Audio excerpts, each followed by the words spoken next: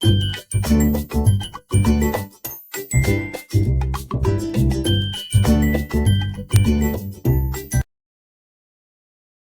Students, welcome to my YouTube channel step to maths. आज हम लोग करेंगे क्लास 7 बुक न्यू एनसीईआरटी से एक्सरसाइज 12.1 और आज हम लोग करेंगे 12.1 का क्वेश्चन नंबर 6। ठीक है, क्वेश्चन नंबर 5 तक मैंने प्रीवियस क्लास में आप लोग को करवा दिया है। अगर आपने नहीं देखा है तो मेरे चैनल पर विजिट करके उन वीडियोज़ को आप लोग देख सकते हैं।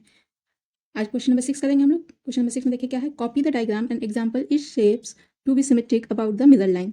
बोल रहा है कि इन जो डायग्राम दिया हुआ है इसको आप लोग कॉपी कर लीजिए और यहाँ जो मिरर लाइन दिया हुआ है इसके अकॉर्डिंग आपको सिमेट्रिक शेप बनाना है। ठीक है, हमारा जो लाइन ऑफ सिमेट्री या मिरर लाइन है उसके अकॉर्डिंग हमें शेप बनाना है। ठीक है, समझ में आ रहा है। देखिए यहाँ पे ये शेप दिया हुआ इस तरह से शेप दिया हुआ और ये जो डॉटेड लाइन है ये हमारा मिरर लाइन है ना, या लाइन ऑफ सिमेट्री है। ठीक है, इसको सेम आप कॉपी में बना लीजिएगा, मैं बुक में बता रही हूँ आप लोग को। देखिए अगर हम एक मिरर यहाँ पे प्लेस कर दें, ठीक है ना, इस तरह से अगर एक मिरर प्लेस कर दें तो किस तरह का डायग्राम हमारा मिरर में बनेगा। देखिए यहाँ से ये हमारा इस तरह से 2 बॉक्स नीचे जाएगा, फिर यहाँ से ऐसे जाएगा, फिर यहाँ से ऐसे, अगेन ये 2 बॉक्स ऊपर जाएगा, फिर यहाँ से ये ऐसे इमेज है, फिर ये ऐसे होगा। देखिए कुछ इस तरह का इमेज हमें मिरर में दिखेगा। ठीक है, समझ में आ रहा है। और नेक्स्ट क्वेश्चन नंबर बी में देखिए ये इमेज है हमारा। ठीक है, और यहाँ पे 2 मिरर लाइन दिया हुआ है, एक इस तरह से दिया, एक इस तरह से दिया। तो हम लोग पहले जो ये वर्टिकल है उसको हम लोग देखेंगे। तो वर्टिकल अगर हमने मिरर अगर इस तरह से प्लेस किया वर्टिकल, अगर ये लाइन ऑफ सिमेट्री हम लोग ये वर्टिकल लाइन ऑफ सिमेट्री को एज्यूम करें तो हमारा मिरर इमेज बनेगा कुछ इस तरह से। ये यहाँ यहाँ और ये इस तरह से हमारा कुछ इमेज बनेगा। ठीक है, यानी हमने मिरर को यहाँ प्लेस किया तो हमारा इमेज इस तरफ बनेगा। ठीक है, अगर हम मिरर को यहाँ प्लेस करते हैं तो हमारा इमेज कुछ इस तरह से बनता है, यहाँ ये एंड ये। आ रहा समझ में। यानी मिरर को इस तरफ प्लेस किया तो इमेज यहाँ बनेगा, मिरर इस तरफ प्लेस होगा तो इमेज नीचे बनेगा। आ रहा समझ में। ये देखिए जो नेक्स्ट है हमारा डायग्राम कुछ इस तरह से है। तो इसमें भी है, अगर हम लोग वर्टिकल मिरर प्लेस करते हैं तो इमेज हमारा कहाँ बनेगा, यहाँ बनेगा इस तरह से। और अगर ये वाला प्लेस कर हमारा जो इमेज बनेगा वो इस तरह से बनेगा। आ रहा समझ में आप लोग को। ओके, क्वेश्चन नंबर 7 में क्या दिया हुआ, state the number of lines of symmetry for the following figures. बोला है कि आपको नंबर ऑफ लाइंस बतानी है, number of lines of symmetry बतानी है इन द फॉलोइंग फिगर्स। जो रेगुलर फिगर्स यहाँ पे जो मेंशन किए हुए हैं जैसे equilateral triangle, isosceles triangle, square, rectangle, rhombus, इन सब में कितना सारा लाइन ऑफ सिमेट्री हो सकता है वो आपको बताना है। ठीक है, चलिए बताते हैं। फर्स्ट में क्या दिया, इक्विलेटरल ट्रायंगल। इक्विलेटरल ट्रायंगल का मतलब होता है तीनों साइड हमारा इक्वल होगा। ठीक है, तो देखिए इक्विलेटरल ट्रायंगल में जब तीनों साइड इक्वल होगा तो सबसे पहला लाइन ऑफ सिमेट्री कौन सा होगा हमारा, लाइन ऑफ सिमेट्री ये होगा। अगर इस पेपर को हम लोग ऐसे फोल्ड करते हैं, ठीक है ना, अगर इस पेपर को पीस ऑफ पेपर को हम लोग ऐसे ऐसे फोल्ड करते हैं बीच से, तो ये देखिए इक्वल होगा, एक दूसरे के ऊपर कोलैप्स करेगा। ठीक है, फिर हम लोग जानते हैं कि इधर से भी लाइन ऑफ सिमेट्री हम लोग खींच सकते हैं, ये भी हमारी लाइन ऑफ सिमेट्री हो जाएगा। यहाँ से ऐसी भी एक लाइन ऑफ सिमेट्री खींची जा सकती है, इन दोनों को भी फोल्ड कीजिए तो ये भी हो जाएगा सेम। और यहाँ से भी हमारा लाइन ऑफ सिमेट्री खींच सकते हैं हम लोग। ठीक है, इसको भी फोल्ड करेंगे तो ऐसा ही होगा। तो कितनी लाइन ऑफ सिमेट्री हो गई यहाँ पे 3 लाइन्स ऑफ सिमेट्री हो गई, 3 लाइन्स। ठीक है, कितनी लाइन ऑफ सिमेट्री होगी, 3 होगी। फिर आ जाए हमारा आइसोसेलेस ट्रायंगल। आइसोसेलेस ट्रायंगल का क्या मतलब होता है, ये 2 साइड हमारा इक्वल होगा, एक साइड अलग होगा। ठीक है, तो इसमें सबसे पहले तो हमारी लाइन ऑफ सिमेट्री खींची जाएगी इस तरह से। ये एक लाइन ऑफ सिमेट्री होगी, इक्वल होगा क्योंकि ये दोनों साइड इक्वल है, तो इसको बीच से अगर हम लोग इस डायग्राम को फोल्ड करेंगे तो ये इक्वल होगा। ठीक है, लेकिन अगर हम लोग यहाँ से खींचे तो क्या ये इक्वल होगा, नहीं होगा, क्योंकि ये साइड हमारा छोटा है, ये साइड बड़ा है। सेम इस तरह से भी खींचेंगे तो वही होगा, ये साइड छोटा होगा, ये साइड बड़ा होगा। ठीक, तो यहाँ कितनी लाइन ऑफ सिमेट्री हुई, only 1 line of symmetry, 1 lines of symmetry. ठीक है, 1 लाइन होगा यहाँ पे।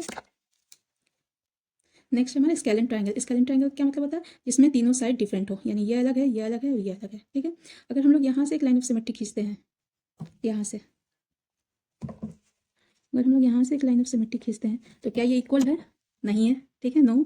अगर हम लोग यहाँ से खींचते हैं लाइन ऑफ सिमेट्री तो ये भी नो हो जाएगा, ये भी नहीं होगा इक्वल। और अगर इधर से खींचते हैं तो भी ये इक्वल नहीं होगा, क्योंकि ये एक बड़ा एक छोटा, ये भी इक्वल नहीं होगा। ठीक है, तो इट मीन्स इसमें कितनी लाइन्स ऑफ सिमेट्री है, 0 लाइन्स ऑफ सिमेट्री। इसमें 0 यानी एक भी लाइन्स ऑफ सिमेट्री नहीं है इसमें। ठीक है, अब आ जाइए हमारा स्क्वायर। स्क्वायर में क्या है, स्क्वायर में एक तो हम लोग इस तरह से खींच सकते हैं, 2 इक्वल पार्ट हो गया हमारा। ठीक है, और एक इस तरह से खींच सकते हैं, इस तरह से भी 2 इक्वल पार्ट हो गया। ठीक है, तो कितनी लाइन ऑफ सिमेट्री हुई इसमें, 2 लाइन्स ऑफ सिमेट्री हुई। सॉरी, यहाँ पे और भी लाइन्स ऑफ सिमेट्री खींची जा सकती है, जैसे डायगनली हम लोग खींच सकते हैं, ये भी इक्वल ही होगा। और फिर यहाँ भी हमारी लाइन्स ऑफ सिमेट्री होगी इस तरफ से भी। ठीक है, तो यहाँ पे कितना होगा, 4 लाइन्स ऑफ सिमेट्री होगी हमारी। ठीक है, यहाँ पे कितनी 1 2 3 एंड 4 लाइन्स ऑफ सिमेट्री हमारी होगी स्क्वायर में। आ रहा समझ में? अब आ जाइए, हमारा रोम्बस है, ठीक है ना। रोम्बस में कितनी लाइन ऑफ सिमेट्री होगी हमारी?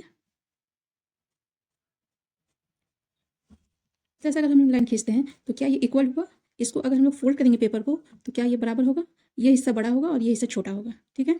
तो हम लोग इस तरह से नहीं कर सकते, हम लोग करेंगे इस तरह से। अगर इसको डायगनली हम लोग बांटते हैं, अगर हम लोग इस तरह से भी अगर बांटते हैं तो भी ये हिस्सा बाहर निकल जाएगा, ये हिस्सा अंदर। आप अगर पेपर में फोल्ड करके देखेंगे तो कभी भी एक दूसरे को कोलैप्स नहीं करेगा, यानी एक दूसरे के बराबर नहीं होगा।